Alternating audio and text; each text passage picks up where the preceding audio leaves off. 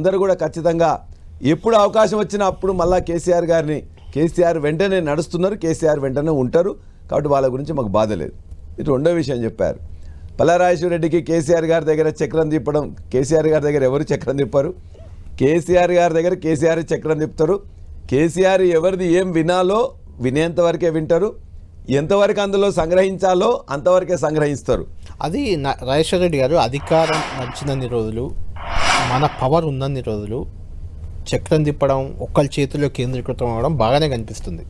కానీ అది పవర్ పోయాక, అధికారం కోల్పోయాక ఇప్పుడు పరిస్థితి చూస్తున్నాం కదా మనం. అసలు కేసీఆర్ ఎక్కడా కనిపించే పరిస్థితి. ఏమంటున్నారు అసలు కేసీఆర్? ఈ పరిస్థితికి కారణం ఏమనుకుంటున్నారు? ఎందుకంటే మీరు రెగ్యులర్గా కలుస్తూనే ఉంటారు కాబట్టి కేసీఆర్ని.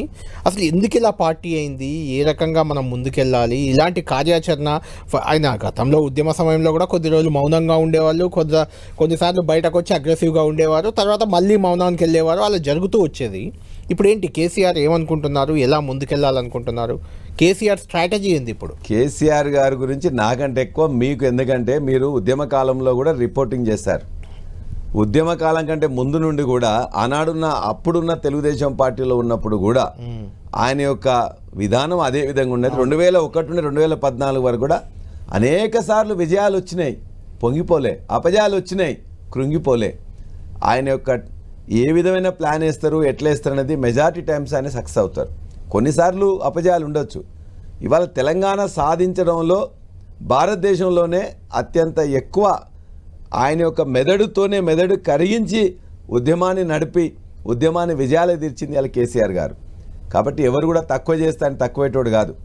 చాలామంది చరిత్ర సృష్టిస్తారన్నాడు. చరిత్ర కాదు, ఈయన భూగోళం కూడా, జాగ్రఫీ కూడా సృష్టించారు.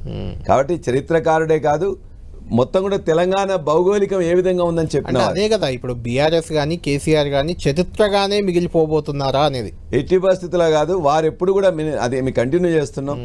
2001 నుండి 2014 వరకు కూడా అనేక సార్లు కూడా ఆయన మాట్లాడకపోతే అదొక వార్త, మాట్లాడితే వార్త కాదు, ఆయన మౌనమే ఒక వార్త, ఆయన ఒక ఎత్తుగడనే ఒక వార్త.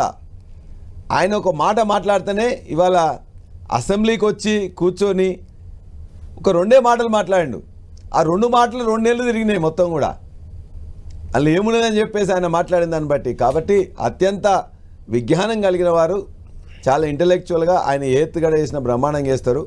మీరు ఏమనుకుంటున్నారు? 2001 నుండి 2014 ఉద్యమ సమయంలో ఎట్లున్నారో 2014 నుంచి 2023 వరకు కూడా అదే విధంగా ఉన్నారు. అంతేగాని ప్రతిరోజు వచ్చేసి ప్రెస్ ముందు మాట్లాడము, ప్రతిరోజు ఎక్కడ చేయాలనో లేదు.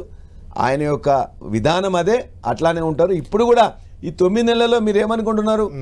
మీ ఎవరినో కలవలేదనో, ఆయన ఏదో గైడెన్స్ ఇవ్వలేదనో, ఆయన చెప్పకుండానే అవుతున్నాయా?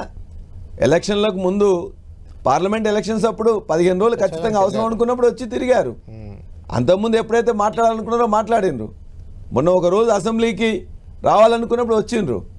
ఒకటేసారి మాట్లాడితే ఆయన వస్తున్నా రాదనేదే 10 రోజులు వార్త, వచ్చిన తర్వాత ఆయన మాట్లాడితే మళ్ళీ 2 నెలల రోజులు వార్త.